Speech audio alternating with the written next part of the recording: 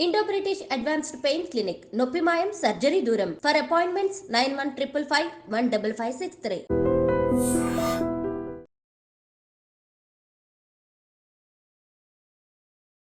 ఇప్పుడు చదవాలన్నప్పుడు చాలా మందికి మాంసాహారం తినే అలవాటు ఉంటుంది కదా ప్రభుజీ. మాంసాహారం తిన్న తర్వాత చదవాలనుకుంటే చదవచ్చా? ఫస్ట్ మాంసాహారం మానేయండి అందరూ. మేము అదండి. మానలేము అనుకుంటే తప్పదు. అలా అలా ఎందుకు అనుకుంటారు మానలేము అని? ఆ! మనం జీవహింస చేయటం మానలేము అని అంటే ఎలా అండి చెప్పండి? ఇప్పుడు టెర్రరిస్ట్ అన్నాడు అనుకోండి, నేను జనాల్ని చంపటం మానలేను అని అంటారా?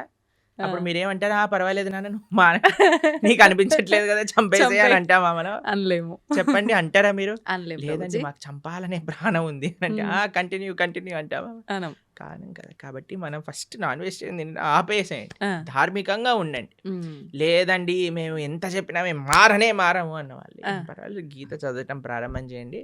ఆ గీత యొక్క అనుగ్రహం చేత మానేస్తాం. ఓకే. కాబట్టి మీకు ఒక విషయం చెప్తాను, ఎందుకు మానేయమంటున్నాం అంటే, ఇప్పుడు గీత చదివినప్పుడు అది వంటికి ఎక్కాలి కూడా కదండి. అవును. ఇప్పుడు డాక్టర్ గారి దగ్గరికి వెళ్తారు మీరు. డాక్టర్ గారి దగ్గరికి వెళ్ళినప్పుడు డాక్టర్ ఏం చేస్తారు, మీకు ఈ మెడిసిన్ వేసుకోండి అని ఇస్తారు. దాంతోపాటు ఇవి తినకూడదు అని ఒక లిస్ట్ ఇస్తారు మరి. అవును ప్రభుజీ. డాక్టర్ ఏమంటాడంటే, ఇవి తినటం ఆపేస్తేనే నీకు ఈ మెడిసిన్ పనిచేస్తుంది. అవునా కదా చెప్పండి. ఇప్పుడు మీరు నాకు అడిగారు అనుకోండి, ప్రభుజీ మెడిసిన్ మెయినా ఇవి ఆపేయటం మెయినా అని నేను మిమ్మల్ని అడిగాను అనుకోండి, మీరు ఏం చెప్తారండి? మెడిసిన్ మెయిన్ అని చెప్తా నేను. మెడిసినే మెయినా, ఆపటం మెయిన్ కాదు కదా. కాదు, దాని బదులు ఇంకో ఫుడ్ తినొచ్చు, కానీ మెడిసిన్ ఆపితే అది తగ్గదు కదా ప్రభుజీ. నేను అడిగే ప్రశ్న ఏంటి అంటే, ఇప్పుడు ఈ మెడిసిన్ మెయిన్ అనుకున్నాం అనుకోండి, ఈ మెడిసిన్ వేసుకుంటూ డాక్టర్ తినద్దు అన్న విషయాలు కూడా తింటూ ఉన్నాం అనుకోండి, మనకి మెడిసిన్ శరీరం పైన పనిచేస్తుందా? పనిచేయదు. రెండు మెయినే కదా. ఎంత మెడిసిన్ మెయినో అంతే పథ్యం కూడా మెయిన్. అవునా కదా. అలానే ఎంత మనం గీత చదవటం ముఖ్యమో అంతగా ఏవైతే గీత వద్దు అని అంటుందో వాటిని దూరంగా పెట్టడం కూడా ముఖ్యమే.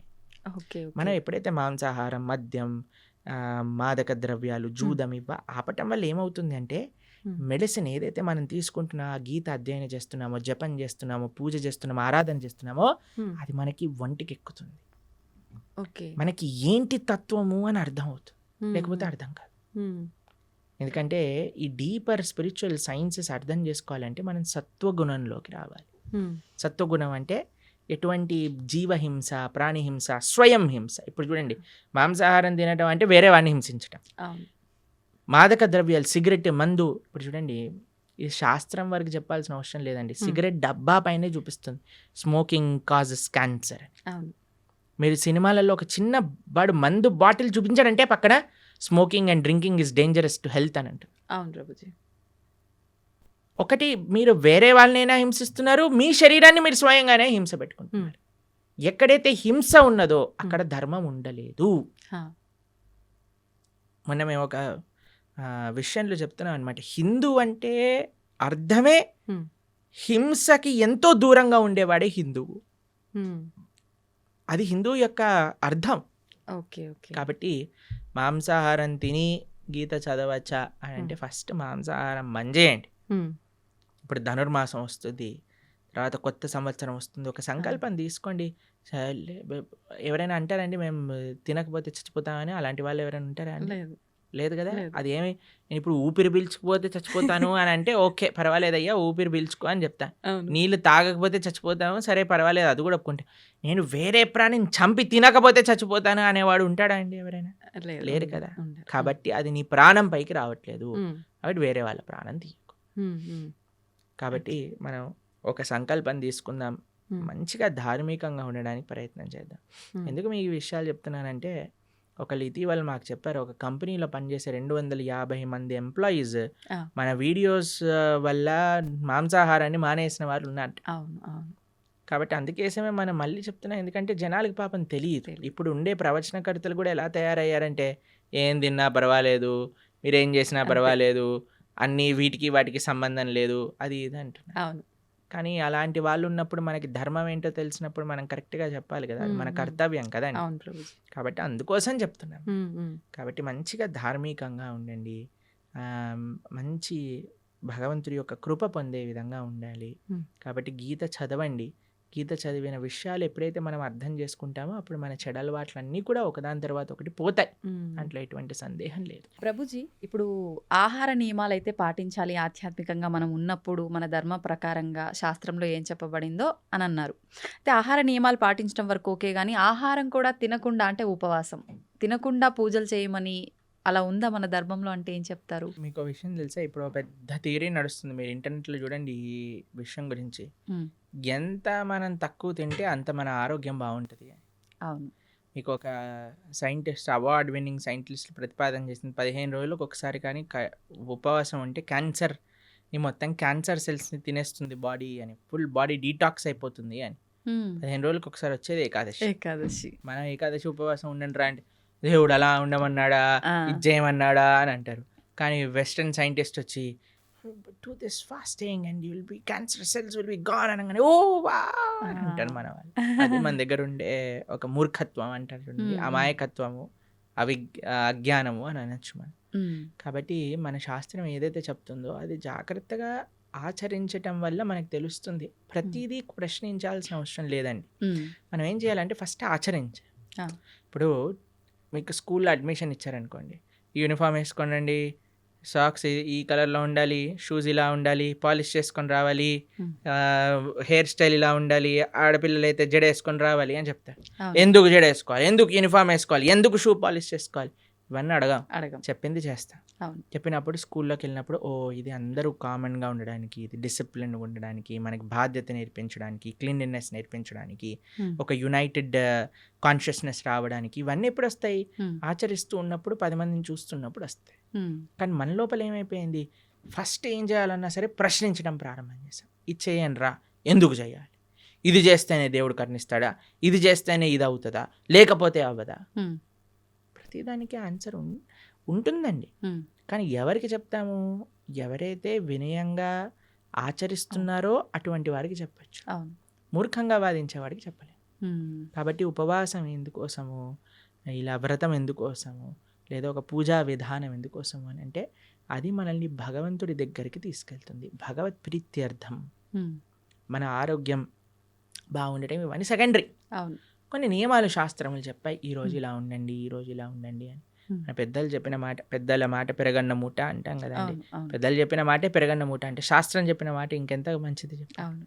కాబట్టి ఆచరించడం ప్రధానం.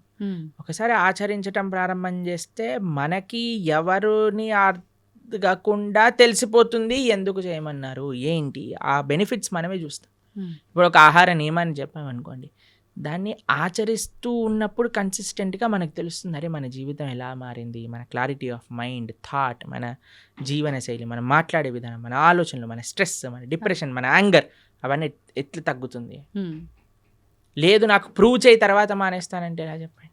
అవును, కాదు కదా. ఇప్పుడు నువ్వు ఇప్పుడు ఇంజనీరింగ్ కాలేజ్లో ఒకటి జాయిన్ అవుతున్నాడు, నాకు జాబ్ ఇస్తేనే నేను జాయిన్ అవుతా అంటాడా? అన్నారు. నువ్వు జాయిన్ అవ్వు, నువ్వు చదువు, అప్పుడు నీకు జాబ్ వస్తుంది, అంతే కదా. ఫస్ట్ నాకు ప్లేస్మెంట్ ఇవ్వు, తర్వాత జాయిన్ అవుతానంటే ఎలా అండి? అవును, ఫస్ట్ నువ్వు జాయిన్ అవ్వు, ప్రాసెస్ని ఫాలో అవ్వు, అప్పుడు మొత్తం క్లియర్గా వస్తుంది. అయితే ప్రభుజీ, నాదొక చిన్న డౌట్, అంటే ఇలా ఆలోచించడానికి కారణం ఇది అయి ఉంటుందేమో అని. కొన్ని అంటే ఇప్పుడు సైంటిఫిక్గా ప్రూవ్ చేసిన తర్వాత మీరు చెప్పినట్టుగా నమ్ముతున్నారు అంటే అది మనకి ఎప్పుడో ఉంది శాస్త్రాల్లో. కానీ మన శాస్త్రాలు, పురాణాల విషయానికి వస్తే కొన్ని వేల లక్షల సంవత్సరాల క్రింద నుంచి ఉన్నవి అని చెప్తారు. కానీ అంటే ప్రతిదానికి కూడా ఒక నిర్దిష్టమైన అంటే ఇది టైము, ఇప్పుడు రచించారు, లేకపోతే ఇప్పుడు రాశారు, ఇప్పటి నుంచి ఉంది అని నిర్దిష్టమైన ఒక సమయం లేదు.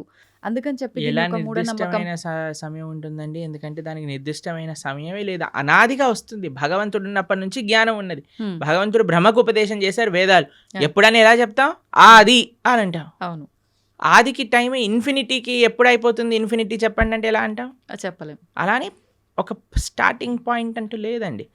కొన్ని విషయాలకు చెప్పచ్చు. భగవద్గీత 5000 సంవత్సరాలు అయింది, ఎందుకంటే కృష్ణుడు ఆవిర్భావం అప్పుడైంది.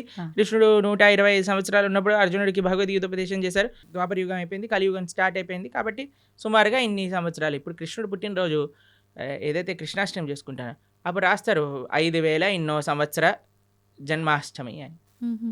కొన్ని నిర్దేశాలు ఉంది, కానీ అపౌరుషేయమైన వేదములకు ఎలా చెప్తాను చెప్పండి. వ్యాసుల వారు 5000 సంవత్సరాల క్రితం వేద విభజనను చేశారు. అన్ని ఎంతో పైలప్గా ఉన్న వేదాలన్నింటినీ 4 కేటగిరీస్‌గా చేసి చక్కగా ఈజీగా అండర్‌స్టాండ్ అయ్యే విధంగా మనకు అందించారు. హ్మ్. కాబట్టి దానికొక లెక్కుంది. ఓకే. కాబట్టి అన్నిటిని అందుకే ఇందాకన్నట్టుగా హ్మ్. మనము ఇప్పుడు టీచర్ ఇక్కడ అమెరికా ఉంది అని మనం మ్యాప్‌లో చూపించేసిందనుకోండి, ఆ! ఎళ్ళొచ్చాక నమ్మం గదండీ! అమెరికా ఉంది అంటే అమెరికా ఉంది. నమ్మేస్తాం. హ్మ్. ఇప్పుడు ఎగ్జామ్ పేపర్‌లో ఈ కాంటినెంట్ ఏంటి? అమెరికా రాసిస్తాం. అవును.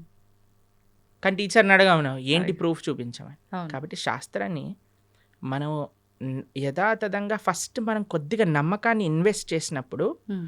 ఆ నమ్మకం బట్టి మనకి ఆ శాస్త్రం అనేది ప్రస్ఫుటితం అవుతుంది. హ్మ్. మన మనసులో గోచరం అవుతుంది. మనకు విషయాలు తెలుస్తూ ఉంటాయి. ఆ! దానికి భాగవతోత్తముల యొక్క సాంగత్యం, సద్వైష్ణవ ఆచార్యుల యొక్క సాంగత్యం, గురువుల యొక్క సాంగత్యం, పరంపరాగతమైన గురు పరంపర యొక్క సాంగత్యం ఎప్పుడైతే దొరుకుతుందో అప్పుడు మరి మిగతా విషయాలన్నీ కూడా మనకు తెలుస్తాయి. ప్రభుజీ గీతని ఉపనిషత్తు అని అంటుంటారు. ఎందుకని ఉపనిషత్తు అంటారు? ఉపనిషత్తులో ఉండే జ్ఞానం అంతా కూడా గీతలో ఉన్నది. హ్మ్. ఇప్పుడు చూడండి, మీరు పాలు తీసుకున్నారనుకోండి, ఓ 10 లీటర్ల పాలు తీసుకున్నారు. హ్మ్. దాన్ని బాగా మీరు వేడి చేస్తూ ఉన్నారనుకోండి, కొద్దిసేపు అయ్యాక ఎర్రగా మారుతాయి. అవును. దాని తర్వాత ఇంకా చాలా కండెన్స్ అయిపోతుంది. దాన్ని రబడీ అంటారు. హ్మ్. తెలుసా మీరు రబడీ తిన్నారా ఎప్పుడైనా? హ్మ్. రబడీ చాలా కండెన్స్ అయిపోయింది అనుకోండి, ఖోవా అయిపోతుంది. ఆ! ఆ! ఖోవాతో బిల్లలు చేశారనుకోండి, చాలా అద్భుతంగా ఉంటుంది. హ్మ్. ఖోవా బిల్లలు తిన్నారా అవును. ఎప్పుడైనా? తిన్నాను. చూడండి, ఇంత పాలు హ్మ్. కండెన్స్ అయ్యి రబడీ అయ్యి, రబడీ కండెన్స్ అయితే కోవా బిల్లలు కోవా. అయ్యాయి అనుకోండి, ఎంత స్వీట్గా ఉంటుంది. అవును. అలా శాస్త్రములు ఎన్నో ఉన్నాయి. వాటి యొక్క సారాంశం ఉపనిషత్తులు. హ్మ్. ఉపనిషత్తుల యొక్క సారాంశం గీత. ఓకే. సర్వోపనిషదో గావో దోగ్ధా గోపాలనందన. హ్మ్. అన్ని ఉపనిషత్తులు కూడా సర్వోపనిషదో గావు, హ్మ్. అన్ని ఉపనిషత్తులు కలిపి ఒక ఆవు అనుకుంటే, దుగ్ధా గోపాలనందన, ఆ ఆవు యొక్క పాలు ప్రీతికి హ్మ్. పార్థో వత్సః అంటే అర్జునుడు ఒక దూడగా చేసుకొని హ్మ్. మన కోసం అందించిన పాలే గీత. గీతామృతం మహత్ అని. హ్మ్.